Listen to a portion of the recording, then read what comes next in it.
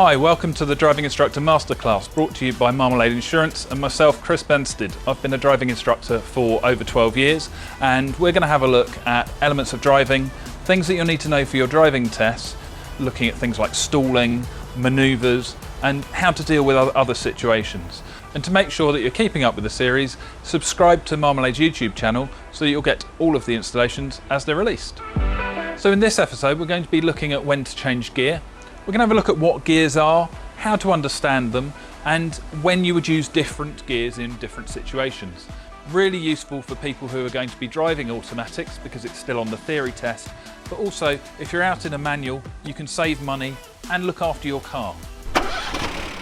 So, changing gear. Understanding the gears can really help you get an idea as to which ones you're going to need when. When you first start out, you're going to be starting in first and second. And then when you get out onto the larger, more open roads, you're going to be working your way through those different gears. So knowing roughly what speed equates to which gear is going to help you make better choices and have better control over the car. Gears are about control. So the lower gears have more power.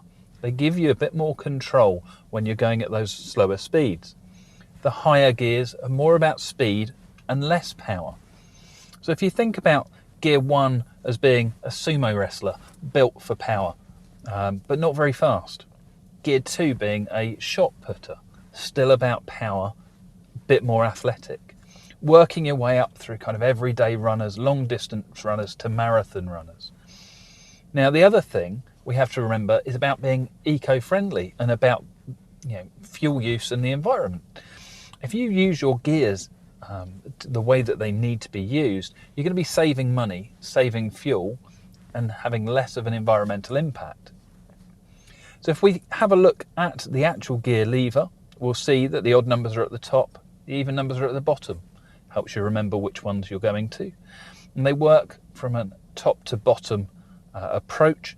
And it's worth having a think about and trying to visualize those gear patterns. So when you're going from first to second, you come all the way down. When you're going from second to third, you come up, across, and then up. So there's actually 1, 2, 3 steps involved in that gear change.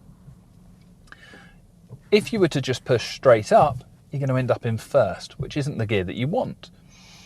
You can skip gears, they don't have to be in order, so you might find that you're going from first to third or second to fourth at times. Potentially, if you were joining a very fast road, pushing second a little bit harder. All cars are different, and different cars have different ratios. As a rule of thumb, just to give you an idea, if you pop a 0 at the end of the gear number, you'll get roughly the speed at which you're going to go up to the next gear. But a lot of modern cars like this one have a gear indicator that tell you the optimum points based on the revs. The more you get to know your car, the better you're going to be able to choose your gear. Changing gear.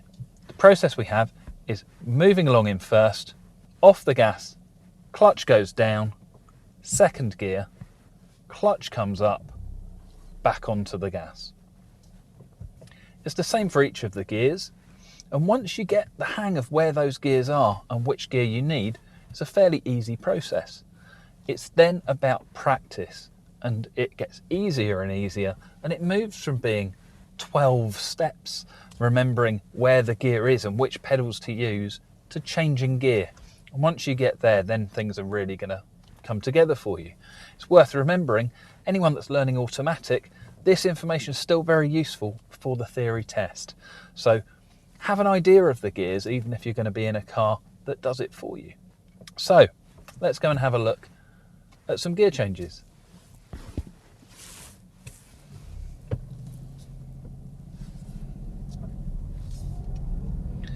So as we go along here, we can hear the car start to shout slightly. And on my dashboard, it's saying second gear. So off the gas, clutch down, second gear, clutch up, and we're ready to go. Okay, and the car wants third gear. We can hear it slightly louder. The rev counter's up near the 2000 rev mark, so we're off the gas, clutch down into third gear.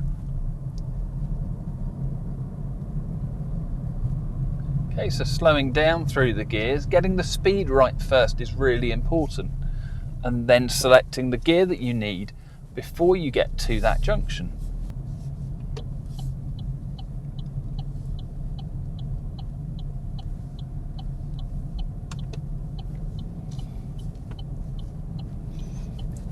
Okay, so we're in second gear, moving away here, off the gas, clutch down, into third, clutch comes up again, back onto that gas, which then allows us to get to that higher speed where we're going to need fourth.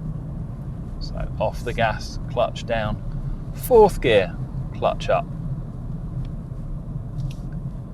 And then when we're slowing down, we want to get our speed right. So if we're in fourth, we're slowing all the way down, 20 miles an hour, clutch down, second gear, clutch up again, and away we go.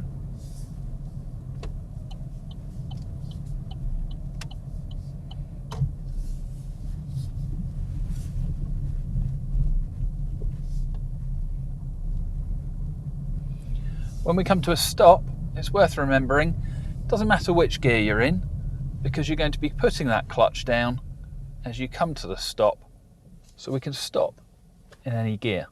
Once you've done so, popping it into neutral means that you can take your foot away from the clutch. So there's an introduction to the gears.